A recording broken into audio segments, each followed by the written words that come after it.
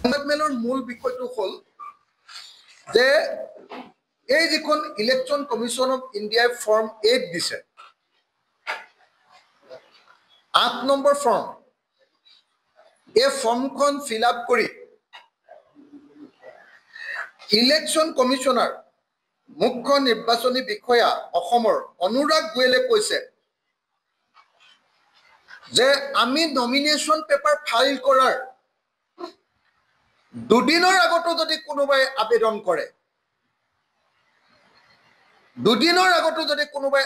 কৰে, এই ফৰ্ম 8 খন লৈ, তেতিয়াহ'লে সেই মানুহজনক তেওঁলোকে ভোট দিবৰ কাৰণে অনুমতি দিব। ফৰ্ম 8ৰ জৰিয়তে আমি আবেদন কৰিব লাগিব যিবিলাকে নতুনকে ভোটাৰ তালিকাত নাম ভৰ্তি কৰিব খোজে। ফৰ্ম 8ৰ জৰিয়তে আবেদনকাৰীৰ নাম আৰু ইলেকশ্যনৰ photo identity card, EPIC number বুলি কয় যাক, সেইটো উল্লেখ কৰিব লাগে। ফৰ্ম নম্বৰ 8 অনুসৰি আবেদনকাৰীক দুটা অপশ্যন দিয়া হৈছে। অপশ্যন নম্বৰ এ অনুসৰি আধাৰ নম্বৰটো উল্লেখ কৰিব লাগে, আৰু অপশ্যন নম্বৰ বি অনুসৰি আধাৰ নম্বৰ নাই বুলি ঘোষণা কৰি দিব লাগে। মই আধাৰ নম্বৰ দিবলৈ অক্ষম কিয়নো মোৰ আধাৰ নম্বৰ নাই বুলি টিক মাৰি দিয়া হৈ গ'ল। আপোনালোকে নিশ্চয় সকলোৱে এইটো বস্তু জানে যে ভোট দিবৰ কাৰণে আধাৰ কাৰ্ড মেণ্ডেটৰী নহয়। সেইকাৰণে আধাৰ কাৰ্ড নাই বুলিও যদি আপুনি কয়, তেতিয়াহ'লেও আপোনাক ভোট দিবলৈ দিব লাগিব। আধাৰ কাৰ্ড নাই বুলি ক'লে কি হ'ব?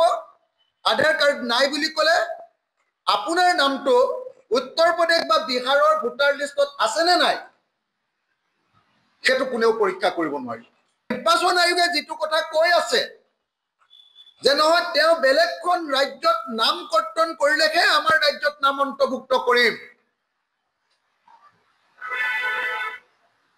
বা চৰকাৰে যি ধৰণে প্ৰপগাণ্ডা কৰি আছে যে বেলেগত নাম থকা মানুহেতো ইয়াত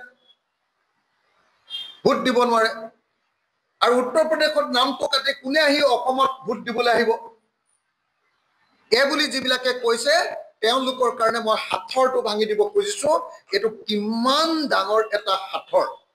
সদৌ অসম ছাত্ৰ সন্থা, অসম জাতীয়তাবাদী যুৱ ছাত্ৰ পৰিষদ, কৃষক মুক্তি সংগ্ৰাম সমিতি, ছাত্ৰ মুক্তি সংগ্ৰাম সমিতি আৰু অন্যান্য জাতীয় আৰু জনগোষ্ঠীয় প্ৰত্যেকটো সংগঠনে যিবিলাকে নিজৰ জাতিটোৰ কাৰণে লাগ লাগ মাতে, যিবিলাকে নিজৰ জাতিৰ অস্তিত্বৰ কাৰণে মাত পাতে, যিবিলাকৰ অসমৰ ৰাজনৈতিক ভৱিষ্যত বাহিৰৰ মানুহৰ হাতত পঠিয়াই দিয়াটো নিবিচাৰে, তেওঁলোক সকলোৱে ঐক্যবদ্ধ হৈ এইটো গণ আন্দোলনত পৰিণত কৰিব।